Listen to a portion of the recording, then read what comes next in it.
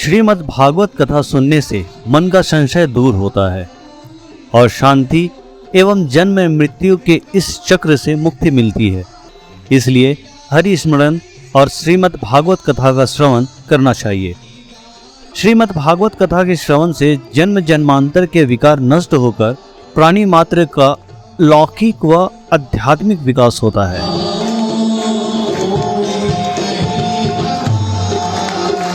उक्त बातें शहर के लाल चौक स्थित राम लखन लाल ठाकुरवाड़ी मंदिर में आयोजित 8 दिवसीय संगीतमय एवं लीला युक्त श्रीमद् भागवत कथा में श्रोताओं से वृंदावन से पधारे कथावाचक स्वामी सच्चिदानंद महाराज ने कही है। उन्होंने कहा है कि श्रीमद् भागवत महापुराण सभी ग्रंथों का सार है।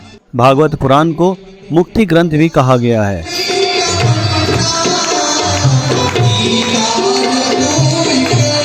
इस श्रीमद् भागवत कथा का आयोजन 21 अप्रैल से चल रहा है, जो 28 अप्रैल तक चलेगा। श्रीमद् भागवत महापुराण की कथा प्रायः लोग किसी के गुजर जाने के बाद कराते हैं या सामूहिक रूप से कराते हैं। इसके कई कारण हैं। प्रथम कारण है कि जिन व्यक्तियों का जो गुजर गए हैं पूर्वज हमारे, उनकी यदि मुक्ति नहीं हुई है तो भागवत कथा सुनने से उनकी मुक्ति हो जाती है। यदि किसी व्यक्ति को संतान नहीं हो रहा हो तो भागवत कथा सुनने से उन्हें संतान की प्राप्ति भी हो जाती है। और यदि किसी को बहुत ही दुख हो, कलह हो, जीवन में संघर्ष हो, श्रीमद् भागवत महापुराण की कथा सुनने से उनके जीवन का संघर्ष मिट जाता है। हमारे संतगण कहते हैं कि रामायण जी को सुनने से जिंदगी जीने की कला समझ में आती है, लेकिन श्रीमद् भागवत महापुराण हमें मरने की कला सिखलाती है। अर्थात इस जीवन के बाद का जो जीवन किस प्रकार से जिया जाए, उसकी कैसी तैयारी हो, यह श्रीमद् भागवत महापुराण की कथा सिखाती है हमें। इसकी कथा सुनना और सुनाना दोनों ही मुक्तिदायिनी है और आत्मा को मुक्ति का मार्ग दिखाती है। उन्होंने बताया कि यदि कोई व्यक्ति किसी तीसरे व्यक्ति को कथा सुनाने के लिए प्रेरित करता है तो पहले व्यक्ति को इस बात का भी पूरा फल मिलता है।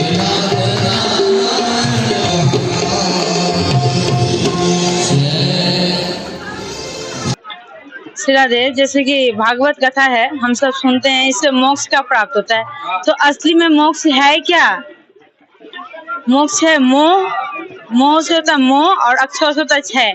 जब हमारा मोह खत्म हो जाता है, संसार की वस्तु को हम पहचान लेते हैं कि ये नाश्वर वस्तु है, तब हमारा मोह खत्म हो जाता है। जब हम वस्तु की असलियत को जानते हैं कि ये जो वस्तु है ये नाश्वर है, ये परिवर्तन होने वाला वस्तु है, जब हमें असल में ज्ञान हो जाता है कि ये संसार जो है मोह माया है, इस चीज को जब हम खत्म कर लेते हैं तो स्वतः ही मोक्ष प्राप्त हो जाता है।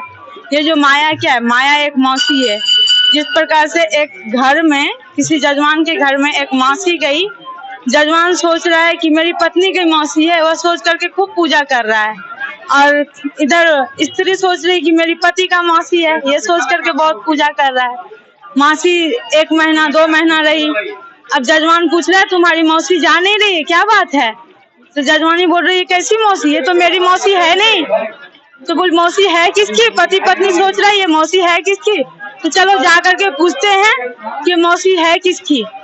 तो जा करके पूछा तो बोला देखो हम किसी की मौसी है नहीं। जब तक हम पहचाने नहीं जाते तभी तक घर में रहते हैं ठाट से। तो ये जो मोह माया है संसार का, भाई बहन, बंधु, घर द्वार, पैसा कौड़ी, ये जो मोह है, इसको जब हम पहचान लेते हैं और मन में इसका क्षय कर लेते हैं, तब हम मोक्ष प्राप्त कर लेते हैं।